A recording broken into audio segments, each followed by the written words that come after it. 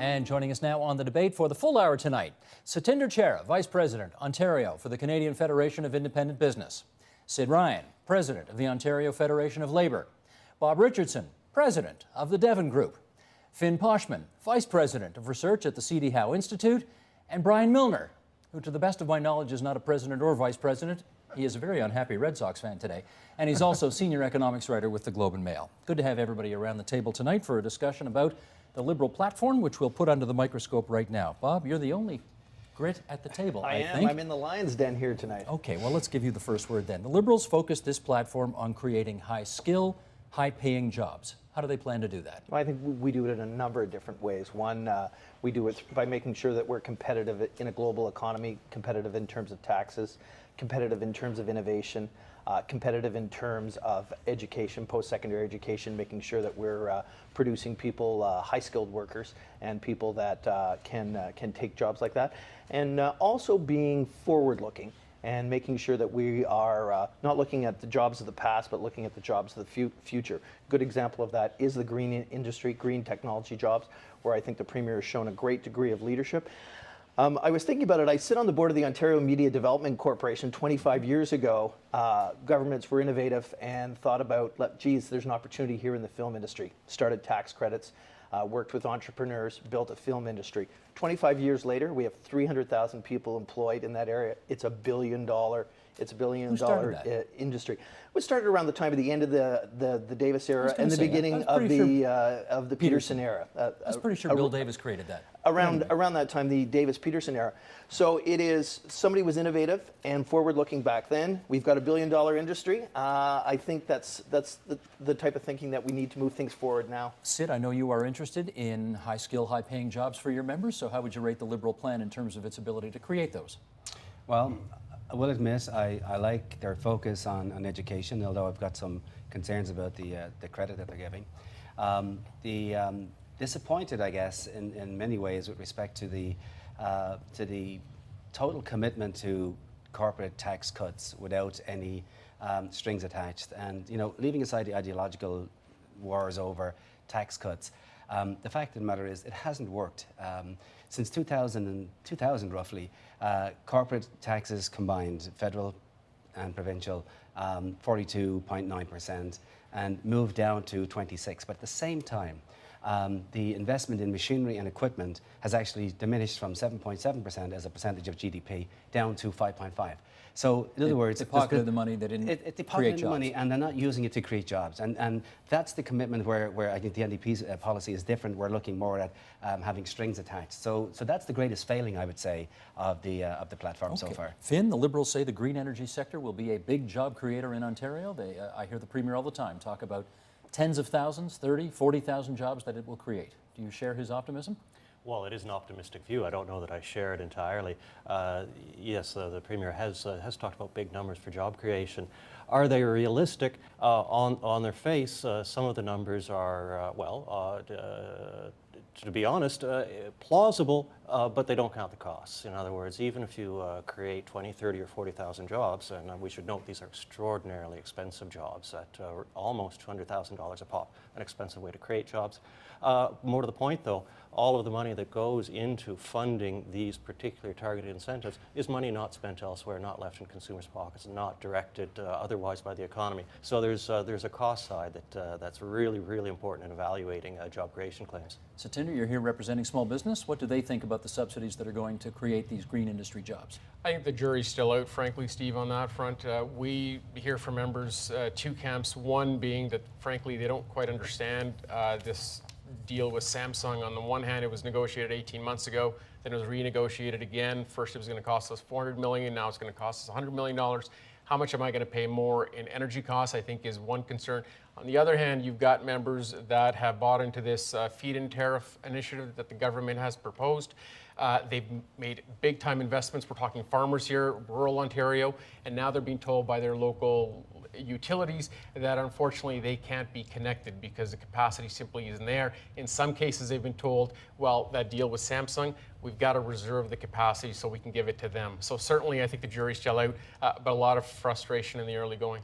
How about the green jobs under your microscope? Do they look optimistic to you? Well, I think that the numbers they're throwing around are optimistic, but I think we're looking at a very long-term program. I don't think Germany, which is a world leader in these technologies, has just starting to reap the benefits now. The fact is that you've got to get to the forefront of these cutting-edge industries that will lead the world in the next century. You can't keep making buggy whips when everybody's moved on. No, fair enough, but the question is, sorry, Bob, one sec, can you afford to subsidize to the tune of, I think you said 200,000, but I've heard Tim Hudak throw a number around like $300,000 per job in the, for example, solar panel business. Can we subsidize that much? Well, the question is, what's the end result of these subsidies? If you don't provide them, then they're not going to be here. They're going to go somewhere else. That's the nature of industrial development.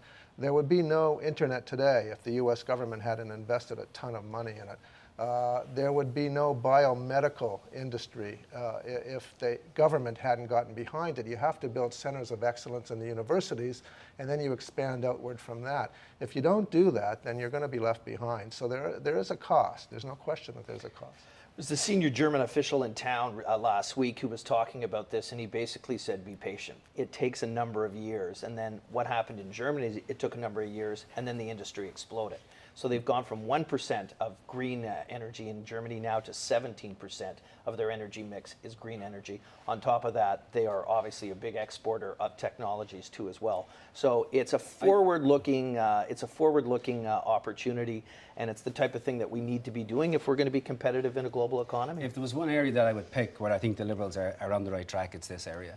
For example, in one of those towers where you would have a windmill, 200 tons of steel alone, just in the tower itself, 900 moving parts inside of one of those turbines on top of those towers. That puts a lot of people to work. And what I like about the Liberal programme, it's also tied into local production as well. A certain percentage of it says we will buy in Ontario and basically maintain those pieces of equipment here in Ontario. So that, I think, is one of the areas that we could definitely. Germany, by the way, I believe they got about 500,000 jobs. I got family living in Denmark. You cannot turn a corner anywhere in Denmark and not see these windmills, and watch on the highways, massive trucks going down the highway transporting their windmill technology all around the world. So they're on the right track with this one. So Tinder, could you follow up on that? Because certainly we've heard a lot about Samsung, and Samsung is a very large multinational company. You represent small business. It sounds like, the way Sid is describing it, that a lot of small businesses have got a piece to play in all of this. Is that the case? Well, as I've given, I gave one example of a farmer, frankly, who's invested all his life savings into this feed-in tariff and has now been told, sorry, we can't connect you. And one of the reasons that we can't do it is because we got to reserve this for the Samsung part. So I'm not quite sure at this point whether or not it's going to be a net benefit to small business. Frankly, from our perspective, small business owners don't favor subsidies to large corporations. They'd rather make their living in the workplace as opposed to in the mailbox. If you look at Europe, for example, right now, Greece, Spain, all of these countries heavily subsidize their large companies, and look at the mess that they're in terms of financially. So is subsidies the right way to go? Just look across the pond, and certainly there's major trouble over there. You want to say that Greece is in the trouble it's in because it's over-subsidizing multinationals? I mean, there's other reasons beside that, If Brian. Greece had actually real industry besides tourism and fishing, they would have been in better shape today. There are countries in Europe like the Netherlands and Germany which have figured out a good mix between the two. What they need to do, what government needs to do, is get behind growth industries, but they can't pick winners and losers. No government should be able to do that. But you can pick ideas that will work. And if you don't, if you leave it to chance, then you're likely to lose out to somebody who's not leaving it to chance. Well, let's, in that chair, Satinder, about 3.5 weeks ago, sat the 24th Premier of the province of Ontario. Let's play a little snippet of what he had to say on that which we are discussing right this very second. Michael, roll tape, please. It's one thing for the private sector to do its shtick in the global economy and to be supported in that with a capable workforce. But if you get the private sector and a capable workforce and a government in sync, well, now you're talking an unbeatable combination.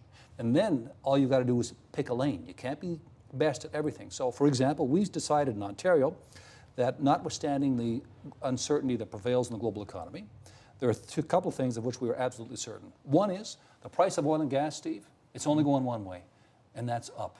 And there's something we know about technologies in general and renewable energy technologies in specific. They're coming down.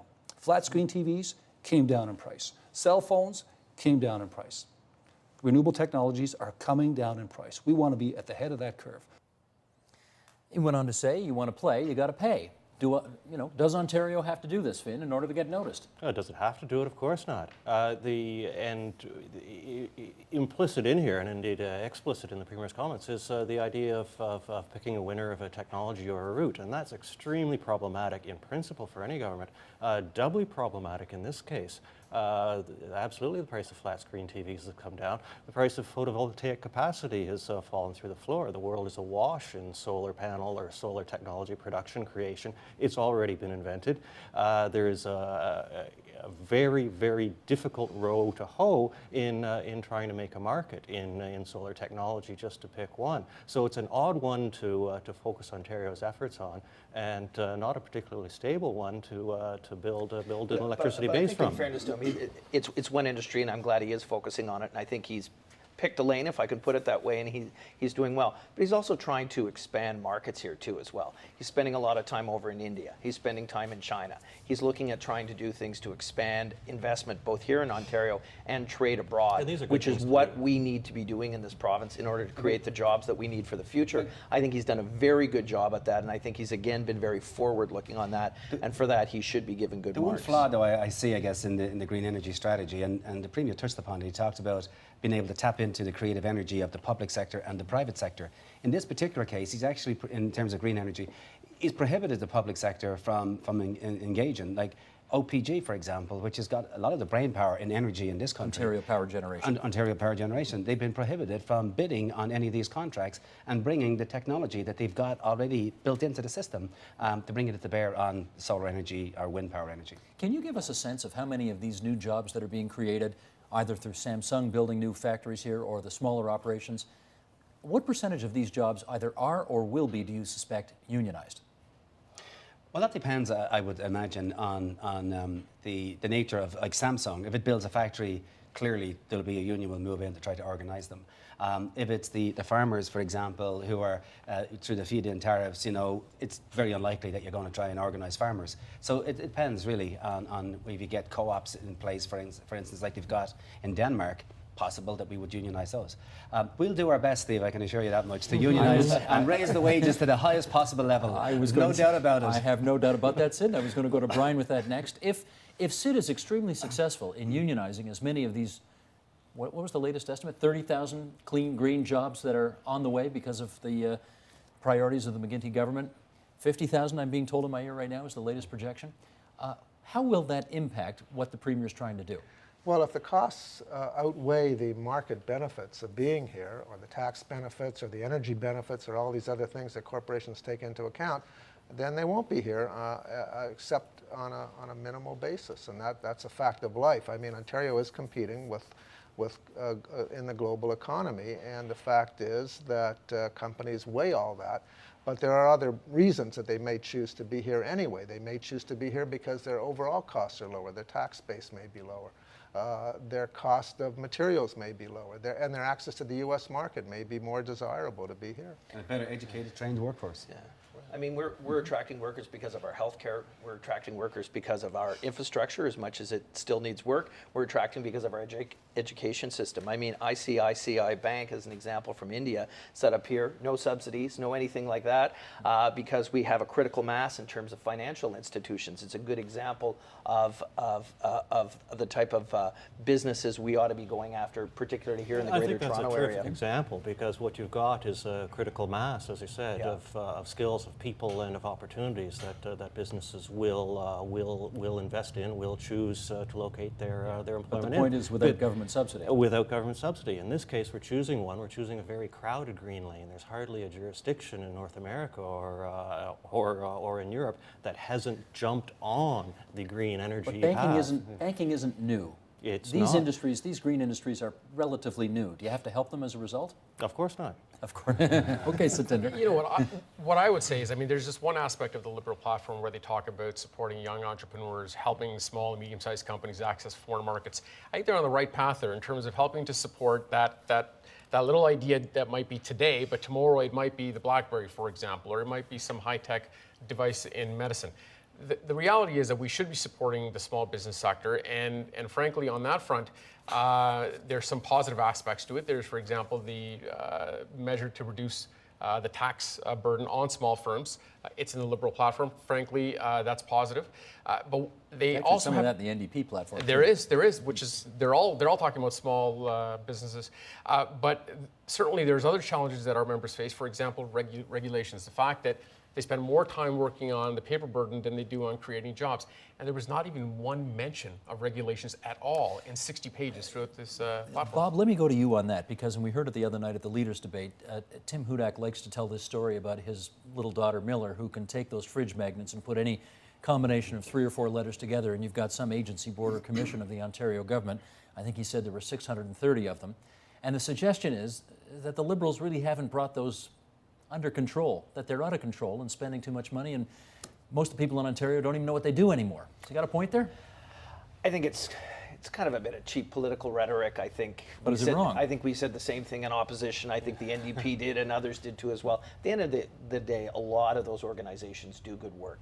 Take a look at the one that I sit on. As I said earlier, it does good work. It's a relatively small, limited staff. It's doing good work in terms of attracting films here to the province of Ontario. It's probably a cheaper, smarter way to do business than to have a huge department and bureaucracy in place. So are there some that could be amalgamated? I'm sure there probably are. There always is in these sort of things. Are there some that may have passed their best before date? There may be a few, but I'm going to say overall, it's probably a pretty smart way to run a government. I agree with that 100%. This is like one of these urban myths, you know, where Mike Harris talked about, you know, everybody who was on welfare was taking a welfare check and going down to the local beer store and spending it in the beer store. And everybody had a story about the bum that lives at the corner, around the corner from me, who's you know, feasting away on I think it was snorting cocaine, they said it was, with their welfare checks.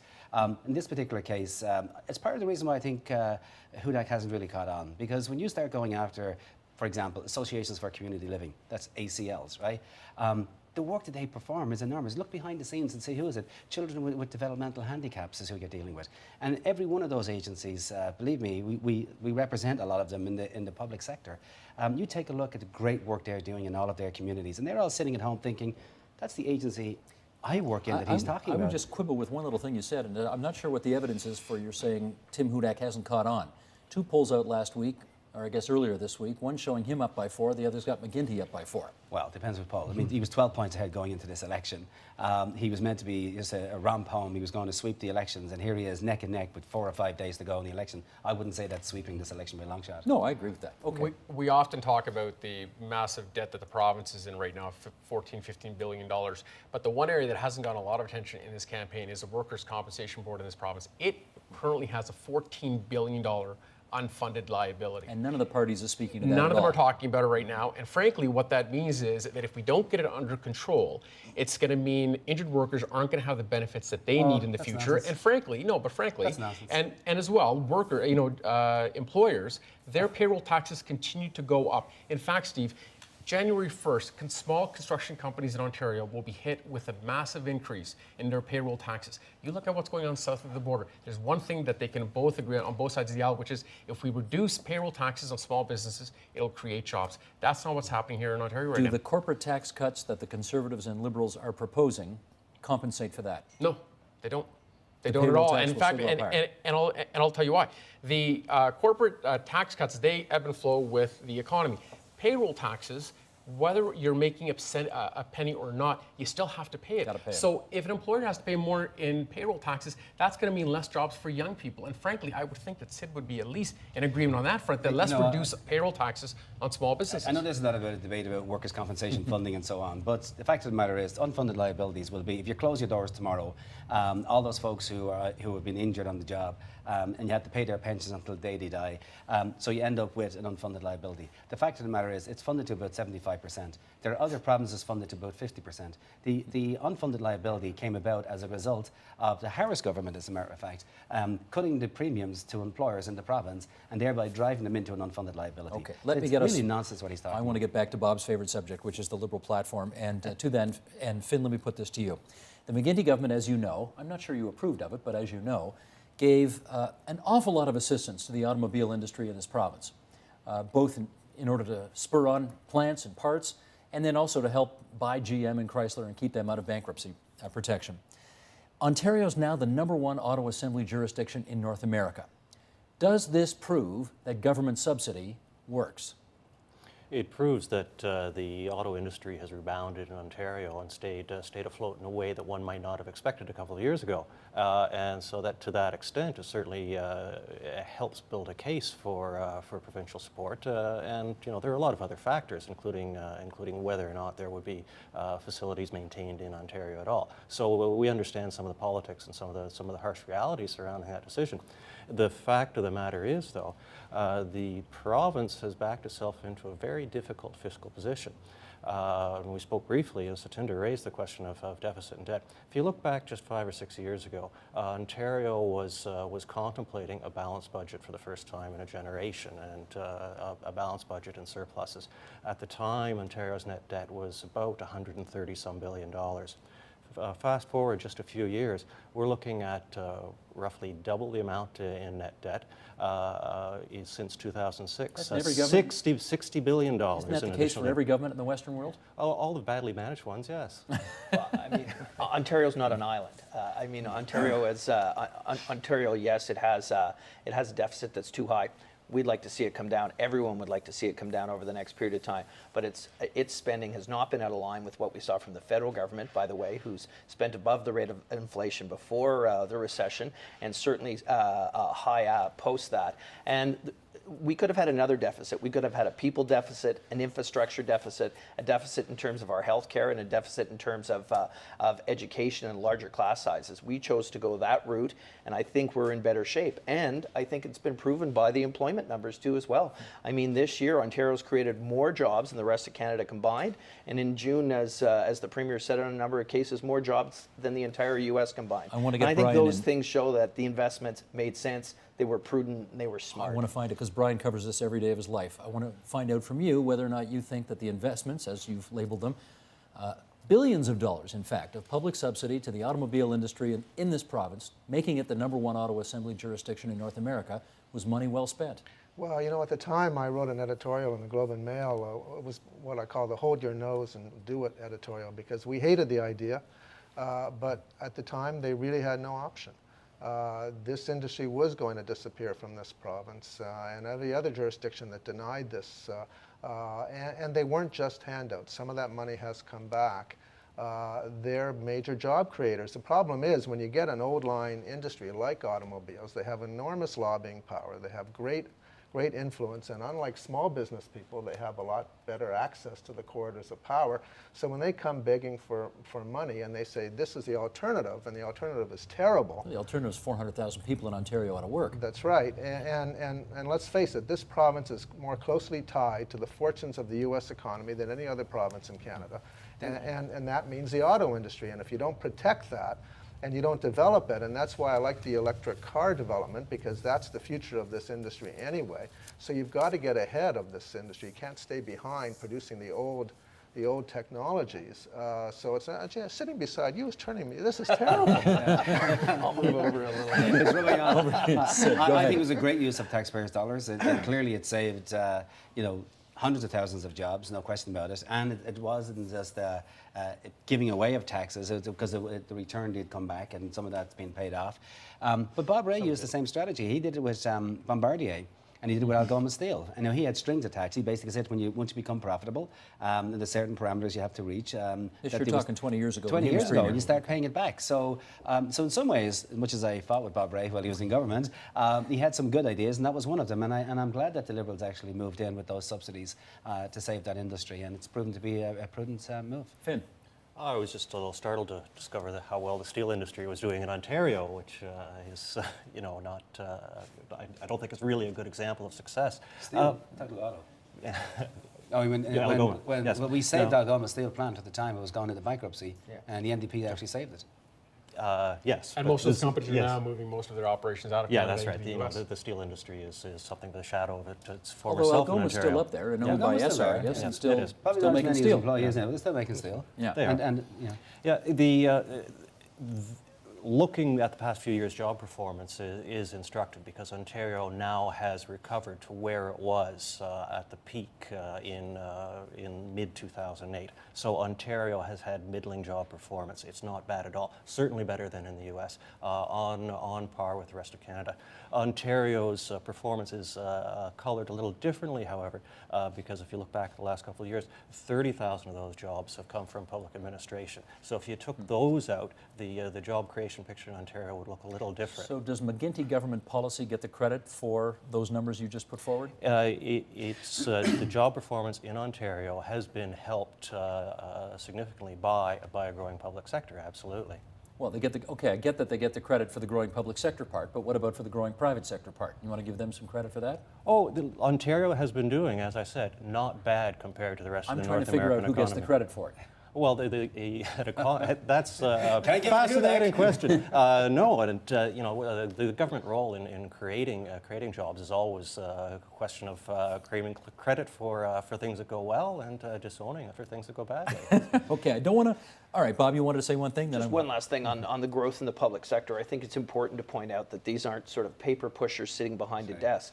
We got a lot of nurses working out there now who were cut over the last few years, and that was important to do. We got a lot more teachers teaching, which was important to do. We've got more water inspectors out there now to make sure that we can drink safe water. There's a whole variety of areas that were previously cut that have been returned to appropriate levels, and I think that's important, and that's again one of the reasons why we're a competitive jurisdiction, because we're doing the right things in those areas. Doesn't look like we have the revenues to support that at the moment. Would you agree? I would say that we need to be prudent on the financial side, and I know Don Drummond's doing a big report for the provincial government on that. It'll be important to find some areas where you can find some efficiencies, because you can't continue to have deficits year after year. But it's also important to bring it down in a prudent fashion. As well to keep in mind about, like, you go to Northern Ontario, it's decimated in terms of its manufacturing base, whether it be the forestry or whatever it be. And we've lost 300,000 manufacturing jobs here since the beginning of the recession.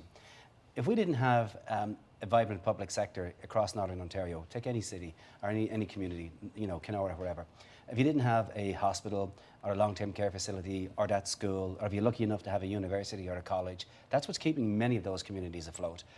And if you start to cut and slash, which I'm pleased that the Liberal government did not do that. They're looking at their deficit reduction over a 5 or 6 year period, as opposed to a lot of people who are screaming for it, do it over 2 or 3. And that's a help to sustain a lot of those economies in Northern Ontario. Steve, you asked who's responsible for getting us through the tough times, the small business sector. Fact of the matter is that while the big guys were cutting back, it was small companies that were creating most of the new jobs. Small business defines how? Less than 50 employees. Most in Ontario are less than five employees. Frankly, there was a report that came out from Concordia University that showed most of the folks that lost their jobs in the recession, they turned around and they opened up their own business. And the fact of the matter is that if we are going to have a strong economy going forward, we need our small business sector to be firing on all cylinders. And as I say, there are some positive aspects in the Liberal platform, but there's two that certainly on the payroll tax front and regulations, frankly, where I would have expected more. I'm a little off topic here, but since you brought up regulations, Tim Hudak has promised to cut regulations by 30%. He hasn't been particular, and actually what he said was cut 30%, and if we don't, I'll cut the pay of my cabinet and myself. He hasn't been particularly specific about what that exactly means. Do you know what it means? No, but what I would say, though, is that, the current government has a target of 25%, and the Premier recently, I just met him on Sunday, and he said that we've cut about 70,000 regulations in the service. Not really sure what all those 70,000 are. At the end of the day, I know that when I meet with my members in their place of business, what they tell me is that every day it gets tougher and tougher, that there's new rules, there's new laws that are coming out. As one member said, look, frankly, I'm sure I've broken a couple of laws today. The sad part is I just don't know which ones they are. Okay. Just a stat here. About 5 years ago, 3-point-something% of the working population were earning minimum wage.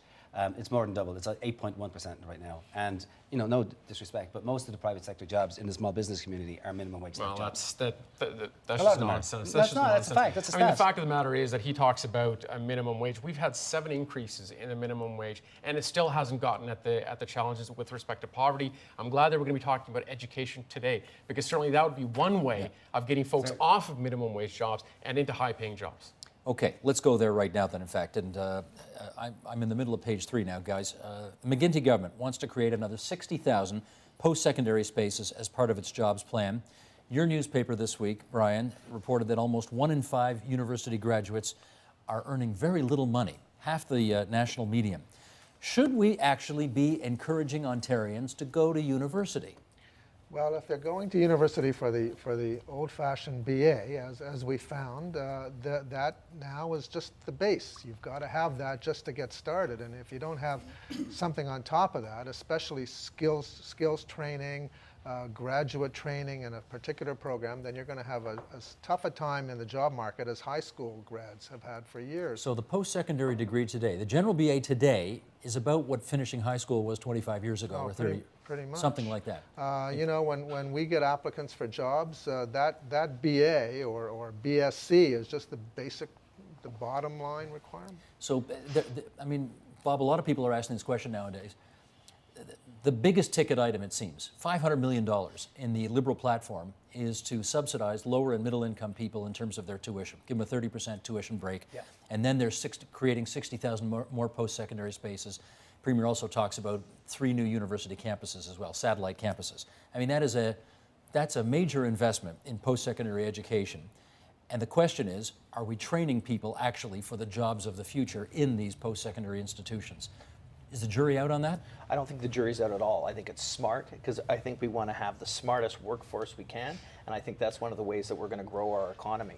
And I think if one of the areas where this government's probably done best has been in the area of post-secondary education and expansion.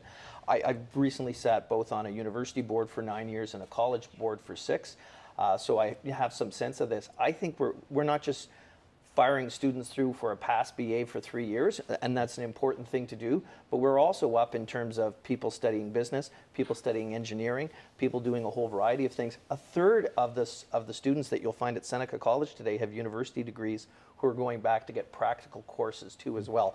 I think we've got a pretty good system. It could be better in some ways, but it's educating a lot of people, and it's one of our real competitive advantages. Is it, Finn? Well, Bob's on to something very important, and it's the distinction here between post-secondary education and the what it is. Let's back up a bit first. The determinants of success start a lot sooner than that. It's basic reading, writing, arithmetic skills, and you've got to say that over and over and over again. After that, you need a lot of choice so that kids can figure out where their sets of skills are best going to fit, and that's going to depend on market conditions and demand and a lot of other things. The government's job here, to the extent that it's engaged in providing post-secondary education, is to make sure a good set of choices is available, and that does not mean focusing on the university BA or an MBA. It means a range of skills, and that means community colleges, technical skills, apprenticeships, all kinds of, there is a whole range of technology-oriented skills that our kids do need to pick up and will do very well from when they do. So I'd worry about an excessive focus on the BA. The Liberal accent on post-secondary, what do you think? I agree with Finn. I think there has to be balance here. Frankly, when we do surveys with our members, they often point out that, look, we don't necessarily need the university grads in our place of business.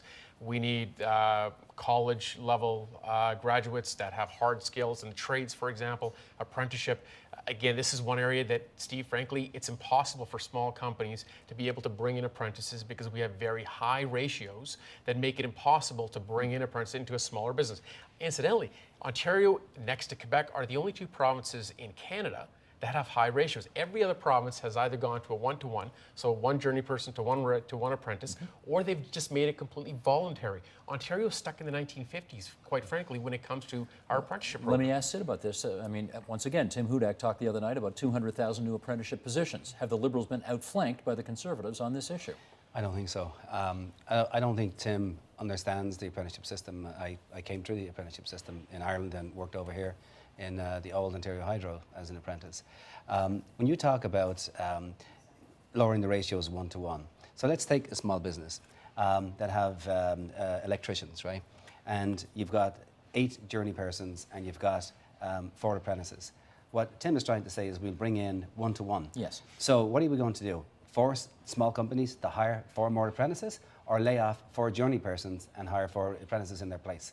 I don't think he understands what he's actually saying here. Satinder is shaking his head. Well, I mean, look, the fact of the matter is that other provinces, particularly out west, you look at Saskatchewan, you look at Manitoba. From a small business perspective, what's he just gonna give me do? 1 second. When you look at those provinces, they've gone 1-to-1 ratios. They've actually increased job creation out there. And frankly, in this province, what our members tell us is that they'd love to be able to hire apprentices. They're not able to, we'll get there. They're not Let him able finish. to do that. They're not able to bring them in because, frankly, the way the province has set up the system right now, you have to have 4 journey person to 1 apprentice. They've set up the system such that if you bring in an apprentice, they'll give you a tax cut. But think about it this way. Given that the high ratios are in place, it is, frankly, for Sid and many of his friends, it is in their vested interest to ensure that the system stays the same because more of the public dollars come to them because of the way the system is set up, and it means less for small businesses. And frankly, we think that's atrocious. But could you address his issue of the ratio there?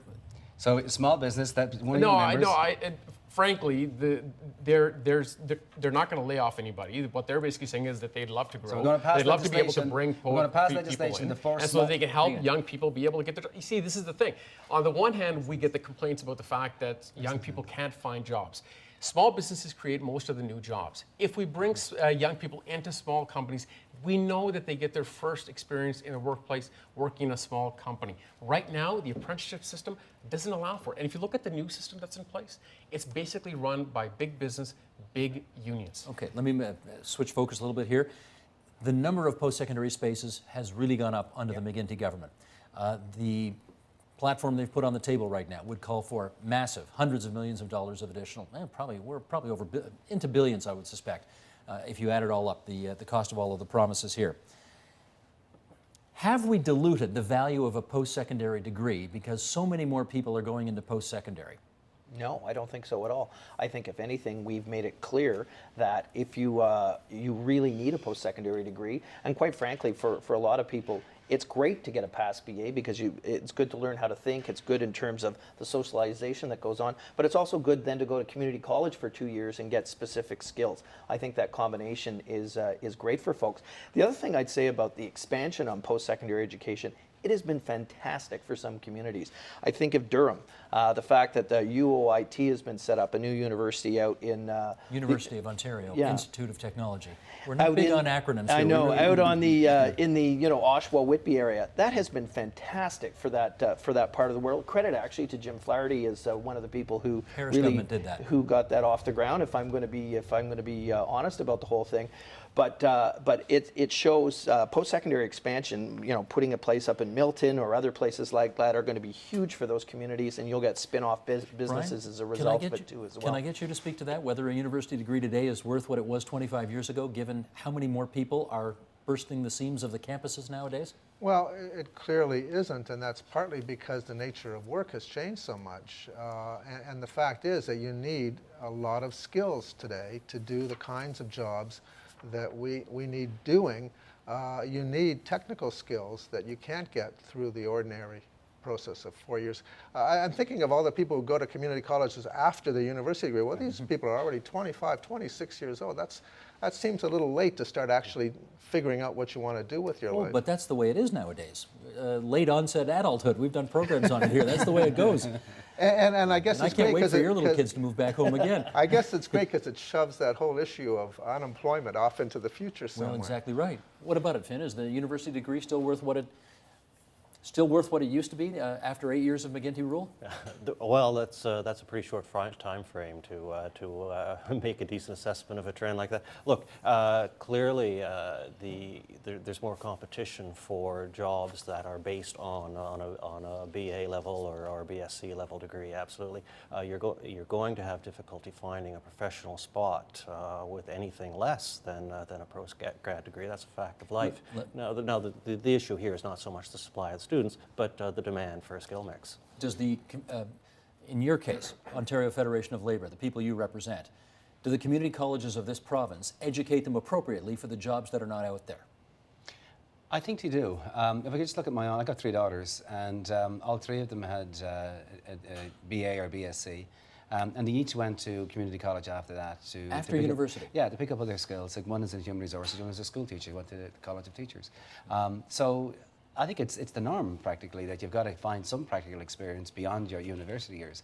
But if you don't have the BA or the BSc, you're not going to get into any form of an occupation that's paying a decent salary. I mean, part of the problem now is you've got all these kids graduating from university who are saying that the jobs we're graduating into simply don't even allow us to pay off the mountain of debt that we've got and we've accumulated. Sid, you must have been reading my mind. Okay. That's the last thing we're going to talk about tonight. Because I wanted to get there. Chapter 4, which we're entitling Awash in Red Ink.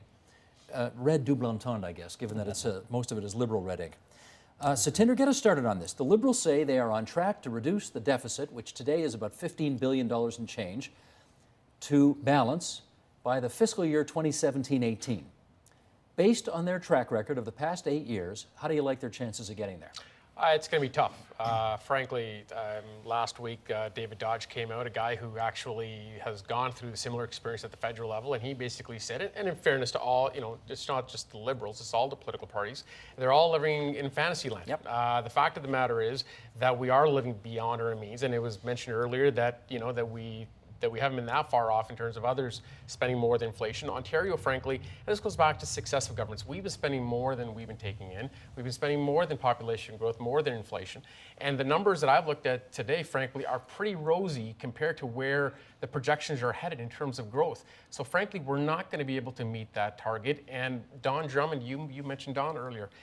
Don Drummond, interestingly, said after Dwight Duncan appointed him, he said, look, you cannot take 70% of spending off of my mandate and then expect me to give you an honest opinion of how to balance the books. Yes, we're going to have to look at healthcare. Yes, we're going to have to look at education. Brian, based on the track record of the last 8 years, how do you like their ability to get to a balanced budget by 2017-18? Well, I think that it all depends on the economy. I mean, they could sit and do nothing and they could be in a balanced budget by 2018 if the economy recovers.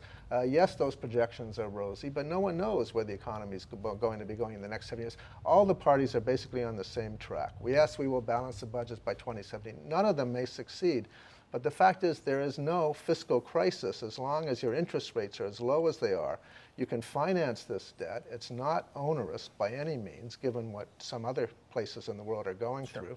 And the fact is that if they don't spend money now, when the economy is in crisis, they're making the wrong decision. Because as we know from Europe, you cannot cut back and expect, you cannot grow when you're cutting. It's just impossible. Just curious, of the debt that is now being put out there, how much of it would be held by Canadian banks and how much by international banks? Well, most of it is domestic in Canada. There's no question So about if we owe the money to ourselves, that's less egregious than if we owe it to people overseas? No, it matters to the same degree, but again, interest rates have never been lower. You can go out, the U.S. government can go out and finance debt for 30 years at less than 3% interest. That's not a bad deal. Finn, how do you like the Liberals' ability to balance the budget based on their track record? Well, I think Brian has just phrased or positioned the problem in a good way, but you can take the same set of numbers and say, wow, does it ever look bad? Owing to growing to the size of the deficits since 2006 in particular, and then therefore growing debt, the carrying cost for Ontario's debt has been going up, not down, irrespective of the low interest rates. Interest rates do indeed have nowhere to go but up, and surely enough they will, and the cost of carrying the debt is more likely to go up than down. Meanwhile, we have a rapidly aging workforce, and the ability of the economy to throw off the revenue needed to finance that debt and future spending is going to depend not just on the ability of people to stay employed, but and pay their taxes accordingly, but the overall growth rate of the economy, the growth rate in the U.S. So 2017-2018 as a balancing point depends on very strong nominal economic growth, very optimistic numbers on that front, as well as keeping spending growth down to 1% a year. And so these are very difficult positions, or very difficult conditions for any government to face, and none of the parties have done it realistically to this point. Bob, let me just, we'll take one item on the budget. Now, admittedly, it's the biggest item in the budget, healthcare. $47 billion we're spending on healthcare now. I think this past year, the government of Ontario, under the Liberals, managed to hold health spending to a little bit above 3%, and it was probably hard as hell to do that. But they're going to have to do better than that, hold the increases to better than 3%, in other words, less than 3%, if they're going to have any hope of balancing. That's hard to do. You really think they can do that? Well, I think it is tough. I think it's a tough goal to achieve, but we pretty much have to achieve it here in the province because we can't be running large deficits. When Premier McGuinty came in, he inherited a deficit. He paid that off. We got hammered by the recession. Like virtually every jurisdiction that we compete against, Ohio, New Jersey, Michigan, the federal government, you name it, all have been running large deficits in that period of time because we spend on infrastructure and things like that. You got to be careful that that doesn't turn into the crack cocaine of spending, and you got to get off of it, and you got to make sure that you have a balance between spending and the revenue you bring in. So yeah, it will be difficult, but that's why it's important to do things like the Don Drummond exercise to see are there areas that we can cut back to make sure that we're being fiscally responsible. And I would argue too that in this platform, if you do compare it to the other parties, about a fifth of the promises that were made by the Conservatives signed off by a bank economist too as well, the only one of the three parties to do that. I think they're trying to go in that direction, but a lot of the forces that are going to, the jury's out because a lot of the forces are global and international. If we do well, I think you can achieve it. If we do poorly, it's much tougher to do. Let me ask Sid this. I know Social Democrats believe in balanced budgets. Tommy Douglas always balanced his budgets. Sure did. Alan Blakeney always balanced his budgets. When Most NDP governments have balanced their budgets. And Gary Dewar in Manitoba and so on. So the question becomes, based on what you know of how the Liberals intend to balance their budget, what concerns you? Probably more than anything would be the healthcare. You've got, so close to 50% of the budget is healthcare, and if you combine that with education, and everybody's saying we won't touch health, we won't touch education, you're now talking 70-something% of the budget, which leaves the rest of the social programs then to be attacked, if you will. That bothers me, that they may start focusing in on some of those problems. The other side of it is the Liberals are spending a lot of, they said they built 18 hospitals, but they're using public-private partnerships, which are hugely expensive, and auditor generals across the nation have condemned them as a waste of taxpayers' dollars. So the more of these hospitals that they build, the more dollars are being sucked into public-private partnerships, and the less is going into frontline services. And then the third point would be, McGuinty has indicated, who would you prefer to be sitting at the table with Harper? Harper has, by the way, to negotiate the transfer payments to each of the provinces. He has indicated that he's prepared to, he said he would honour the 6% rule. Harper has. Whether he would agree. Years. So if you get 6% of an increase coming from the federal government and it's clipping along at 3%, we might not be in such a bad shape down the road. The problem is that the feds only now spend, 14 cents on a dollar in terms of the healthcare costs? That makes it a little bit more difficult than But I'd still than we'd like. To have Andrea Horvath actually sitting at that table. Then I would Dalton McGuinty in those negotiations, absolutely. I'm sure you would. Go ahead, Satinder. Steve, we've had more of I would say an informed conversation about the challenges the province faces around this table tonight than the entire campaign has gone through. They don't want to talk about it. They don't want to talk about it, and frankly, I'll say this, that recently we put out a report which asked our members, what are the steps that you took in the recent recession to stay above, to keep your employees employed, taking a pay cut, working longer hours, giving up holidays. Frankly, they expect our politicians to do the same tough grinding that they do each and every day in their business. And the fact of the matter is that none of the parties, frankly, right now are paying enough attention to this issue. And my fear, frankly, is that we're going to come out of this election and, whoever's elected is going to have a huge, huge problem on their hand. In which case, with 5 minutes to go here, I want to put one last thing on the table. The thing you always look for in two-term governments, which is what the McGuinty government is, are signs of rust. You want to see whether or not these guys have still got their mojo. You want to see if they've run out of gas or whether they still seem engaged on the job. So I'm going to ask all of you, do you see signs of rust on this government? Finn. I don't see signs of either rust or growth. You look for opportunity, you look for new ideas, and this has been an election that's been fairly sparse in new ideas to this point. So I think the answer is things are a bit rusty all around. Sid. I would say what has worked for McGuinty is now working against him. That is, he's bland, and so we had some interesting characters around the bargaining table. Around his cabinet table, same thing, bargaining table, and most of them have bailed, and they're not running in this election. And I think that's in fairness. Speaks. Can I interrupt long enough to say, if you look at the percentage of MPPs not returning, it's the same for all three parties. It's just there's more McGuintyites not coming But back because they had more to it's a begin different with. dynamic when you're in government and you have your hands on the levers of power and you're sitting around that cabinet table and you see a lot of them bailing.